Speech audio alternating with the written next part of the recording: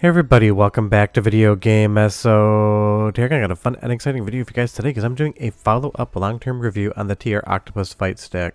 The reason I'm doing this is because one, in the original video I said I would come back around 6 months later and talk about the long-term viability of the product, and two, suddenly I've been getting a metric crap ton of questions about this one. I think it's just down to MiSTer FPGA and all the other retro gaming consoles on the market, and arcade sticks definitely getting more popular outside of competitive play. Leave me a comment down below and tell me what stick you're using currently, because I would be curious. There's so many different ones out there and it's always fun to hear. But in my initial review I said just how much I love this thing, the build quality, but more specifically its ability to run on basically every platform under the sun. I have been getting a lot of questions lately and a couple of comments talking about the price of the product at $449, and I totally understand that is not a cheap thing whatsoever. People will say, well, you can get a good arcade stick for something like Switch 2, PlayStation 5, or PC for like $250, and I 100% acknowledge that completely. The reality of the situation is this isn't just a stick for one platform. I think that's tripping some people up. This is a stick for like 24 platforms at this point in time. And when I initially did the unboxing and teardown, I talked about just how nice of a quality stick this is and just how much you actually get for that money. Now again, I totally understand $449 isn't cheap, but I would also say the value for the money is there if it is something you're interested in. And whether you want to use it or not, if you want to pick one up, there is an affiliate link down below where you get $25 off. If you're not into that sort of thing, you can totally pay retail as well. Trust me, I'm not looking to make the $22 in that affiliate link. It really doesn't bother me either way. I'm just here to review fun stuff. But when I actually unboxed this thing, I was hyper impressed with just how awesome it was and how much stuff you got in the box. So at least for the price point, again, I get it's not the cheapest stick out there. The quality is 100% there, and there is a ton in the actual box. But really, the box quality, the foam quality, and everything else don't really matter if the stick isn't that good whatsoever. And I'm still upset that that ball didn't roll right into the circle. It was so close to an amazing shot.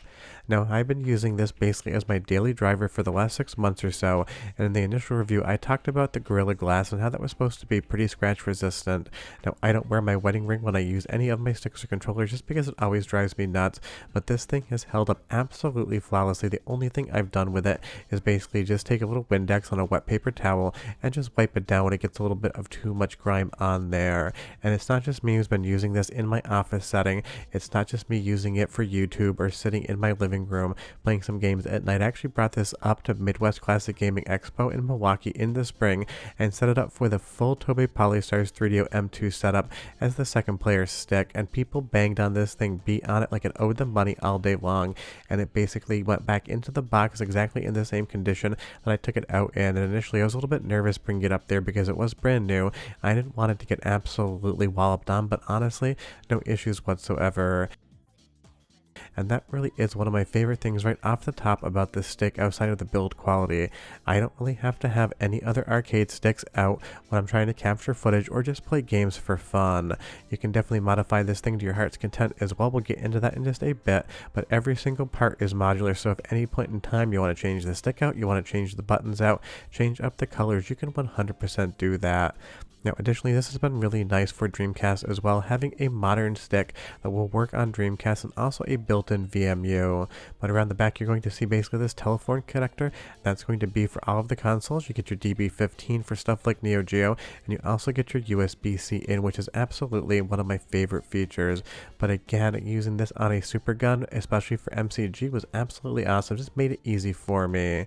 But the reality is, this has become my daily driver for MiSTer FPGA because of that USB-C connection and its ability to natively just communicate with the MiSTer and be able to control everything. Because outside of some of the cores like PlayStation 1 and 64 and Sega Saturn, basically every game on MiSTer is going to be 2D, and it isn't just for the arcade portion of things. Of course, that's going to be the most fun, but playing something like Demon's Crest on SNES with an arcade stick just has a level of feeling that I absolutely love.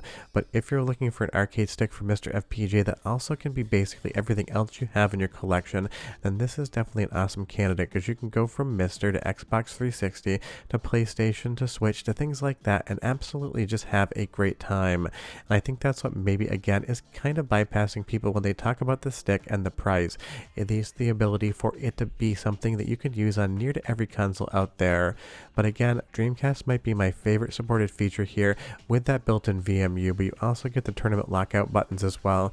So if you are a competitive player and you don't want to hit that menu and get disqualified, that is in there. Honestly, nothing I ever really use, but it is a fun feature because some people definitely like to compete at tournaments. Me, not so much because I'm not that great.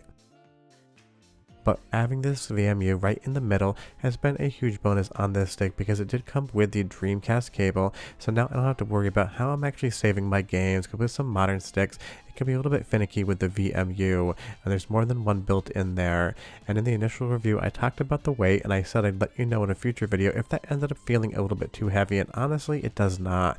I will lap play this sitting at my desk, I'll lap play it sitting in the living room, and if I want to take a table and pop it up there, I'll do that as well, but honestly, I actually like the weight in my lap. It keeps the stick right where I want it to be, and even with these anti-slip pads, honestly, in the lap, it's not really going to go anywhere just based upon that weight.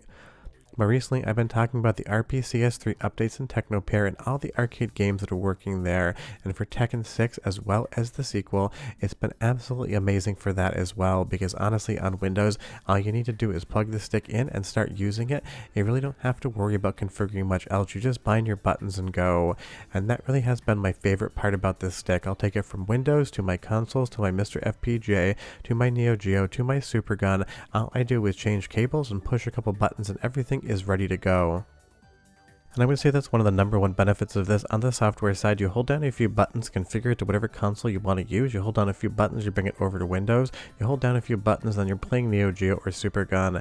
And because these are all custom PCBs on the inside with completely user-changeable buttons and sticks, really this chassis is going to be something that lives for you for 10 to 15 years so long as you take care of it.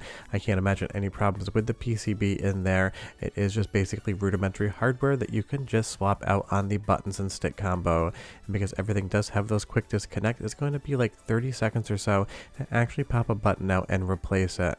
Now these buttons should hold up for a long time, but no arcade button is going to live forever, so it really is one of those things. The future proofing of the TR Octopus Fight Stick really is nice, and everything is modular. Sure, you're not going to really need to worry about the cables. If you damage those, you'll be doing something in here that really shouldn't be done in the first place, but I do love that they went with all custom PCBs here. So again, when they talk about the $450 price point, I get it.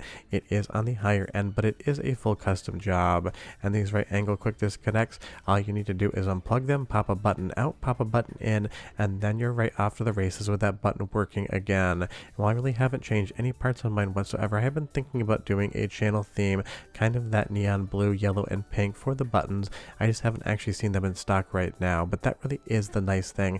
Even the USB-C cable inside is completely modular, so if anything were ever to go wrong with any part in this stick, you can basically swap it out within 60 seconds or so, where some other sticks out there don't have the same level of modularity or the same level of repairability. And I think that really is something that is important for the long-term viability of stuff like this. So again, if we go over the actual ability for this thing to be so many different sticks, you're going to see on the left, you've got PlayStation 3, 4, and 5, Xbox 360, MiSTer FPGA, Analog Pocket Dock PC, Switch, the OG Xbox, the Neo Geo Mini, PlayStation Classic, Mega Drive, Astro City Mini, and that's just on the USB-C cables that you can acquire. On the other cables, there's going to be a metric crap ton of other ports, and that was why, more so than anything else, I really do think the value in this stick, even if it is a high price, is 100% worth it, because basically for the most part it is the last stick you're ever going to need to own. It's so nice to be able to plug this thing into my supergun and just start playing arcade games. When I'm done with those, going over to MiSTer FPGA, plugging in the USB-C cable, and it working immediately as well. And that is the main party trick here. It's basically an arcade stick for wherever you need it to be, and in its performance, whether I'm on FPGA, original hardware, or arcade boards, it has been flawless. And bringing this thing up to Milwaukee to let people play around with it, people were more interested in the damn stick than the 3DO M2 board with Toei Polystars, and that definitely let me down just a little bit. I'm sure the stick is incredible. Obviously I'm saying nice things, but I just wanted people to love the 3DO M2 just a little bit more. But that's kind of why I decided to follow up on this thing. Before I had the TR Octopus, I loved making my own custom sticks for MiSTer FPGA and for other platforms. But even on games like Sega Saturn here, anything in 2D, I just think it absolutely excels that. And this is real Sega Saturn footage, not MiSTer FPGA, just in case you were curious. But it's one of those things, I made the video, a lot of people were hyped about it, and then I didn't get any questions about the stick for like 4 or 5 months. Now suddenly in the last couple weeks, I've had like 30 different inquiries about if I still still like the thing. Sometimes that just is how things line up, but otherwise maybe people are just thinking it's time to pick up an arcade stick out there. But this one, again, I still 100% believe in it. If you want to pick one up, there's a link in the description below. And just so you know, I have absolutely no connection to TR whatsoever. I'm not part of the company. It's just one of those things. I like talking about fun technology on the channel, and this is one that you guys keep asking about. So as far as like a half a year later, if I'd still recommend this thing, even more so, because now I have probably 100 or so hours just using this thing for all my captures, and it runs exactly as it did out of the box, and it looks basically as nice as it did as well. If you have any questions or comments, leave them down below. Tell me what arcade stick you're using, and I hope you guys enjoyed the video. See you next time. Bye-bye.